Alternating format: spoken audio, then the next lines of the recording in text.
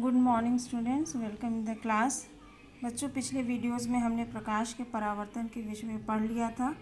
आज हम एक नया टॉपिक शुरू कर रहे हैं, प्रकाश का अपवर्तन। ये भी फिजिक्स के अध्याय 10 के अंतर्गत ही आता है। वीडियो के लास्ट में मैं एक जीके का क्वेश्चन पूछूंगी, जिसका आंसर आपको कमेंट करके देना है, ठीक है। तो देखो, प्रकाश का अपवर्तन, जैसे आपने देखा होगा कि अगर हम पानी में कोई पेन या कोई कांच की नली इस तरह डुबा कर रखें तो वो हमें थोड़ी सी तिरछी दिखाई देती है। जैसे कि मान लीजिए ये पानी में हमने एक पेन डुबा के रखी, तो इसकी हमें ये थोड़ी सी तिरछी दिखाई देती है। मतलब वास्तव में ये होना चाहिए ऐसी, लेकिन दिखाई देती है हमें थोड़ी सी तिरछी। इसी तरह पानी में अगर कोई जैसे मछली वगैरह होती है, तो वो भी जो है अपनी वास्तविक स्थिति से थोड़ा सा ऊपर दिखाई देती है। वास्तव में यहाँ है, लेकिन पानी के ऊपर से देखने पर हमें यहाँ दिखाई देती है। इसी तरह अगर पानी में कोई, मान लीजिए कांच के बर्तन में आपको सिक्का डाल के रख दीजिए पानी में, तो वो थोड़ा सा ऊपर उठा हुआ दिखाई देता है।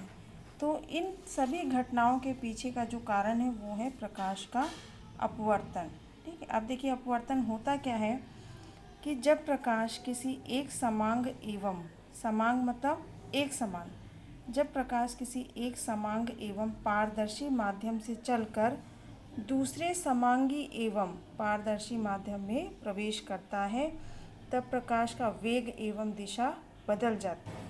इस घटना को प्रकाश का अपवर्तन कहते हैं, ठीक है। जैसे कि यहाँ प्रकाश कहाँ से, वायु से चलकर जल में प्रवेश कर रहा है, मतलब एक माध्यम से चलकर दूसरे माध्यम में प्रवेश कर रहा है, तो प्रकाश की दिशा जो है बदल जा रही है। इसी को कहते हैं प्रकाश का अपवर्तन। अब ये माध्यम देखिए, माध्यम जो है 3 प्रकार के होते हैं, ठोस, द्रव और गैस। ठोस को कहा जाता है सघन माध्यम। सघन मतलब ऐसा माध्यम जिसके अणु पास पास होते हैं। जैसे मान लीजिए ठोस के अणु हैं और देखिए चित्र में दिखाई दे रहा है कि बिल्कुल पास पास हैं। द्रव, द्रव के अणु जो है ठोस की तुलना में थोड़े दूर दूर होते हैं, तो ये ठोस की तुलना में थोड़ा सा कम सघन होता है। और अगला होता है गैस। गैस जो है सबसे विरल माध्यम होता है। विरल माध्यम जिसके अणु बहुत दूर दूर होते हैं।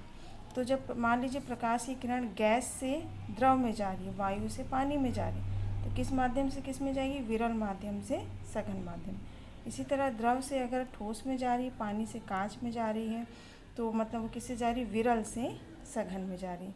इसी तरह अगर ठोस से द्रव या गैस में जा रही है, तो इसका मतलब है कि वो सघन से विरल माध्यम में प्रवेश कर रही है, ठीक है।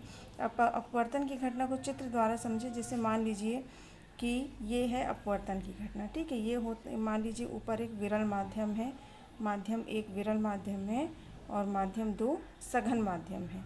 मान लीजिए कि वायु है और ये कांच या पानी जो भी है सघन माध्यम। वायु से तो दोनों ही सघन होते हैं, और ये दोनों का बीच का तल है, मतलब ये पार्टीशन वाला अपवर्तक तल है। ऊपर वायु और नीचे जल या कांच, ठीक है। तो जब प्रकाश की किरण मान लीजिए इस तरह से आती है और यहाँ पर इसके परावर्तक तल पे टकराती है, तो जब ये इस दूसरे माध्यम में प्रवेश करती है, तो ये देखिए, ये वाली काल्पनिक लाइन हम एक मान लेते हैं, इसको कहते हैं अभिलंब, ठीक है। ये जो काल्पनिक लाइन है इसको हमने माना है अभिलंब।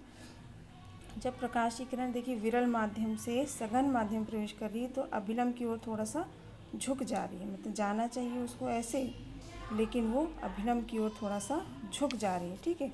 तो अपवर्तन का पहला नियम हो गया कि जब प्रकाश की किरण सघन माध्यम से विरल माध्यम से सघन माध्यम में प्रवेश करती है, तो वो अभिलंब की ओर झुक जाती है।